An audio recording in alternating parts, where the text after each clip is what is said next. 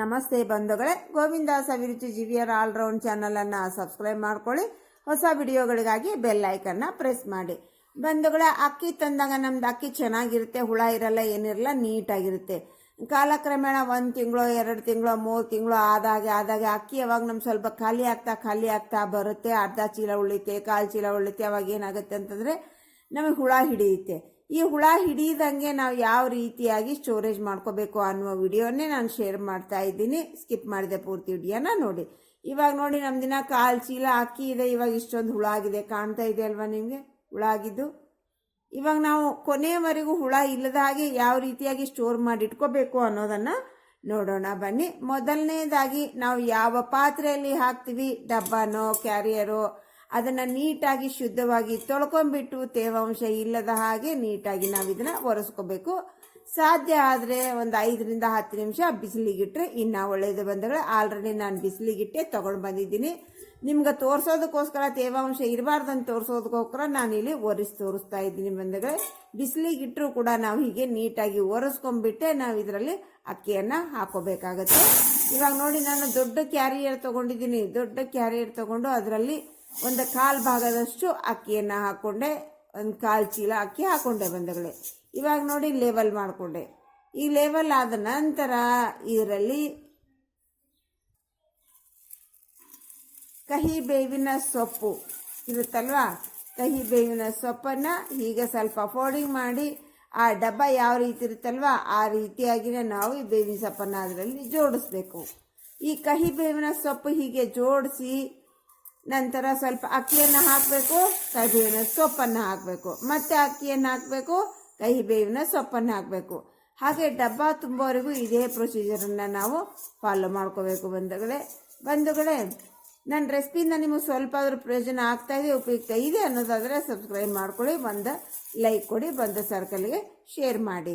ಹೀಗೆ ನೋಡಿ, ಸ್ವಲ್ಪ ಅಕ್ಕಿ ಹಾಕಬೇಕು, ಸ್ವಲ್ಪ ಕಹಿ ಬೇವಿನ ಸೊಪ್ಪನ್ನು ಇಡಬೇಕು. ಇದೇ ಪ್ರೊಸೀಜರ್ನಲ್ಲಿ ನಾವು ಅಕ್ಕಿ ಎಲ್ಲ ಖಾಲಿ ಹೋಗೋವರೆಗೂ ಇದೇ ಪ್ರೊಸೀಜರ್ನ ಫಾಲೋ ಮಾಡಬೇಕು ಬಂಧುಗಳೇ. ಹೀಗೆ ಮಾಡೋದ್ರಿಂದ ಏನಾಗುತ್ತೆ, ನಮ್ಮ ವರ್ಷ ಎಲ್ಲ 2 ವರ್ಷ ಎಲ್ಲ ಎಷ್ಟು ದಿವಸ ಬೇಕಾದ್ರೂ ನಾವು ಸ್ಟೋರೇಜ್ ಮಾಡಿ ಇಟ್ಕೋಬಹುದು. ಇವಾಗ ನೋಡ್ರಿ, ಮನೆಗಾದ್ರೆ 1 ಚೀಲ ತರ್ತೀವಿ, ದೊಡ್ಡ ಬಾಕ್ಸ್ನೆಲ್ಲ ಹಾಕ್ತೀವಿ, ಈ ಪ್ರೊಸೀಜರ್ನ ಫಾಲೋ ಮಾಡ್ತೀವಿ. ಆದರೆ ರೈತ ಬೆಳೆದಿರುವ ಮಾಲನ್ನು 4 ಕ್ವಿಂಟಲ್ 5 ಕ್ವಿಂಟಲ್ ಆತ ಸ್ಟೋರೇಜ್ ಮಾಡ್ತಾರೆ. ಯಾವ ರೀತಿ ಮಾಡಬೇಕು, ಹಾಗೆ ಡಬ್ಬದಲ್ಲಿ ಹಾಕೋಕ್ಕಾಗಲ್ಲ. ಅದನ್ನು ಕೂಡ ನಾನಿಲ್ಲಿ ತೋರಿಸ್ತಾ ಇದ್ದೀನಿ, ಬನ್ನಿ ನೋಡೋಣ. ಇವಾಗ ನೋಡಿ, ಡಬ್ಬ ತುಂಬುವವರೆಗೆ ನಾವು ಈ ಪ್ರೊಸೀಜರ್ನ ಫಾಲೋ ಮಾಡಿದರೆ ಅಸಲು ನಮ್ಗೆ ಅಕ್ಕಿ ಆಗೋವರೆಗೆ ಒಂದು ಹುಳ ಕೂಡ ಹಿಡಿಯಲ್ಲ. ಈಗ ನೋಡಿ, ರೈತ ಬೆಳೆದಿರುವಂಥ 4 ಕ್ವಿಂಟಲ್ 5 ಕ್ವಿಂಟಲ್ ಮಾಲ್ನಲ್ಲಿ ನಾವೇನು ಮಾಡಬೇಕು, ಒಂದು 1/4 ಚೀಲನಷ್ಟು ಒಂದು ದೊಡ್ಡ ಪಾತ್ರೆಯಲ್ಲಿ ಹಾಕ್ಕೊಂಡು ಸ್ವಲ್ಪ ಕರಿಬೇವಿನ ಎಲೆಯನ್ನು ಹೀಗೆ ಹಾಕಬೇಕು, ಚೆನ್ನಾಗಿ ಮಿಕ್ಸ್ ಮಾಡ್ಕೋಬೇಕು. ಹೀಗೆ ನಾವು ಚೀಲಕ್ಕೆ ತುಂಬುತ್ತಾನೆ ಹೋಗಬೇಕು. ಹೀಗೆ ಮಾಡೋದ್ರಿಂದ ಏನಾಗುತ್ತೆ ಅಂದರೆ ನಮ್ಮ ಅಕ್ಕಿಯಲ್ಲಿ ಹುಳ ಹಿಡಿಯೋದಿಲ್ಲ. ನಾವು 4 ಕ್ವಿಂಟಲ್ 5 ಕ್ವಿಂಟಲ್ ಅಲ್ಲ, ಎಷ್ಟು ಕ್ವಿಂಟಲ್ ಆದರೂ ನಾವು ಸ್ಟೋರೇಜ್ ಮಾಡ್ಕೋಬಹುದು. ಬನ್ನಿ ಇವಾಗ ಮುಂದಿನ ಸ್ಟೆಪ್ ನೋಡೋಣ. ಮೊದಲನೇದಾಗಿ ಡಬ್ಬನ ನೀಟಾಗಿ ಒರೆಸ್ಕೊಂಡ್ಬಿಟ್ಟು ಅದರಲ್ಲಿ ಒಂದಿಷ್ಟು ಅಕ್ಕಿಯನ್ನು ಹಾಕ್ಕೊಂಡೆ. ಇವಾಗ ನೋಡ್ರಿ, ಡ್ರೈ ಕೆಂಪು ಮೆಣಸಿನಕಾಯಿ, ಒಣ ಮೆಣಸಿನಕಾಯಿ, ಈಗ ನೋಡ್ರಿ, ಒಂದು 4 ರಿಂದ 5 ಈ ಡಬ್ಬ ತುಂಬ ಹೀಗೆ ಜೋಡಿಸ್ಬೇಕು ಆ ಮೆಣಸಿನಕಾಯಿಯನ್ನು. ಇದ್ರ ಮೇಲೆ ನೋಡಿ ನಾವು ಅಕ್ಕಿಯನ್ನು ಹಾಕಬೇಕು. ಈ ಮೆಣಸಿನಕಾಯಿಯ ಘಾಷ್ಟ ಇರುತ್ತಲ್ವ, ಆ ಘಾಷ್ಟಕ್ಕೆ ಏನಾಗುತ್ತಂತಂದರೆ ಈ ಹುಳಗಳಾಗಲ್ಲ. ನುಸಿ ಆಗಲಿ, ಈ ಬಾಳುಳ ಆಗಲಿ, ಚಿಕ್ಕ ಚಿಕ್ಕ ಚಿಕ್ಕ ಚಿಕ್ಕ ಕೆಂಪುಳ ಆಗಲಿ, ಯಾವುದೂ ಆಗಲ್ಲ ಬಂಧುಗಳೇ. ನಾವು ಖಾಲಿ ಆಗೋವರೆಗೆ ನಮ್ಮ ಅಕ್ಕಿ ಫ್ರೆಶ್ ಆಗಿರುತ್ತೆ. ಇದು ಸೇಮ್ ಪ್ರೊಸೀಜರ್ ಬಂಧುಗಳೇ. ನಾವು ಕರಿಬೇವನ್ನ ಯಾವ ರೀತಿ ಮಾಡಿದ್ವಿ ಅದೇ ರೀತಿಯಾಗಿಯೇ ಒಂದು 5 ರಿಂದ 6 ಮೆಣಸಿನ್ಕಾಯಿನ ಜೋಡಿಸ್ಕೋಬೇಕು. ಅದ್ರ ಮೇಲೆ ಅಕ್ಕಿಯನ್ನು ಹಾಕಬೇಕು, ಮತ್ತೆ ಮೆಣಸಿನ್ಕಾಯಿನ ಇಡಬೇಕು, ಮತ್ತೆ ಅಕ್ಕಿಯನ್ನು ಹಾಕಬೇಕು. ಹೀಗೆ ಸ್ವಲ್ಪ ಸ್ವಲ್ಪ ಸ್ವಲ್ಪ ಸ್ವಲ್ಪ ಹಾಕೋತಾ ನಮಗೆ ಎಷ್ಟು ಸಾಧ್ಯ ಆಗುತ್ತೆ ಅಷ್ಟು ಡಬ್ಬ ಫುಲ್ ಆಗೋವರೆಗೆ ಮಾಡ್ಕೊಂಡ್ಬಿಟ್ಟು ಮುಚ್ಚಿಟ್ಬಿಟ್ರೆ ಆಯಿತು. ನಮಗೆ ಎಷ್ಟು ದಿನ ಆದರೂ ಕೂಡ, ಅಕ್ಕಿ ಕಾಲವರೆಗೆ ಆದರೂ ಕೂಡ ನಮಗೆ ಹುಳ ಅನ್ನೋದು ಹಿಡಿಯಲ್ಲ. ನೋಡಿದ್ರಲ್ವಾ ಬಂಧುಗಳೇ, ಯಾವ ರೀತಿಯಾಗಿ ನಾವು ಅಕ್ಕಿಯನ್ನು ಸ್ಟೋರೇಜ್ ಮಾಡ್ಕೋಬೇಕು ಅಂತ. ಸೇಮ್ ಪ್ರೊಸೀಜರ್ ಬಂಧುಗಳೇ. ಡಬ್ಬ ಫುಲ್ ಆಗೋವರೆಗೂ ಹೀಗೆ ಮೆಣಸಿನ್ಕಾಯಿನ ಹಾಕಬೇಕು, ಅಕ್ಕಿ ಹಾಕಬೇಕು, ಮೆಣಸಿನ್ಕಾಯಿನ ಹಾಕಬೇಕು, ಅಕ್ಕಿ ಹಾಕಬೇಕು. ಬನ್ನಿ, ಹಾಗಾದರೆ ಈ ಯಾವ ರೀತಿಯಾಗಿ ಅಕ್ಕಿಯನ್ನು ಸ್ಟೋರೇಜ್ ಮಾಡಿ ಇಟ್ಕೋಬೇಕು ಅನ್ನೋದು ಅರ್ಥ ಆಯ್ತಲ್ಲ ಬಂಧುಗಳೇ. ಇನ್ನೊಂದು ಟ್ರಿಕ್ಸನ್ನು ಹೇಳ್ಕೊಡ್ತೀನಿ ಬನ್ನಿ.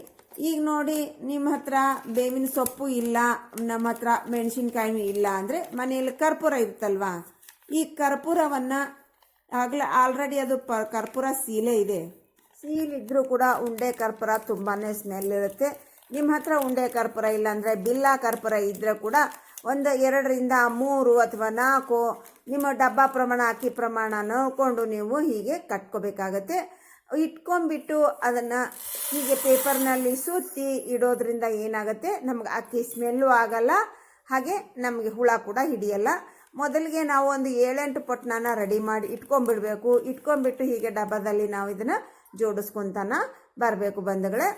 ಉಂಡೆ ಕರ್ಪೂರ ಇದ್ದರೆ 1 ಸಾಕಾಗುತ್ತೆ. ನಿಮ್ಮ ಬಿಲ್ಲ ಕರ್ಪೂರ ಇದ್ದರೆ ನಿಮ್ಮ ಸೈಜನ್ನು ನೋಡಿಕೊಂಡು 2, 3 ಚಿಕ್ಕದಿತ್ತು ಅಂದರೆ 4 ಹಾಕಿಬಿಟ್ಟು ಹೀಗೆ ಡಬ್ಬ ಫುಲ್ ಆಗೋವರೆಗೂ, ನಮ್ಮ ಅಕ್ಕಿ ಖಾಲಿ ಆಗೋವರೆಗೂ ಇದೇ ಪ್ರೊಸೀಜರನ್ನು ಫಾಲೋ ಮಾಡಿ ಬಂಧುಗಳೇ. ಈಗ ಡಬ್ಬನ ಮುಚ್ಚಿಟ್ಬಿಟ್ರೆ ಖಾಲಿ ಅಕ್ಕಿ ಆಗೋವರೆಗೂ ಕೂಡ ನೀವು 1 ವರ್ಷ ಅಲ್ಲ, 2 ವರ್ಷ ಅಲ್ಲ, ಎಷ್ಟು ವರ್ಷ ಆದರೂ ಕೂಡ ನಮ್ಮ ಅಕ್ಕಿಯಲ್ಲಿ ಹುಳ ಅನ್ನೋದು ಹಿಡಿಯಲ್ಲ ಬಂಧುಗಳೇ.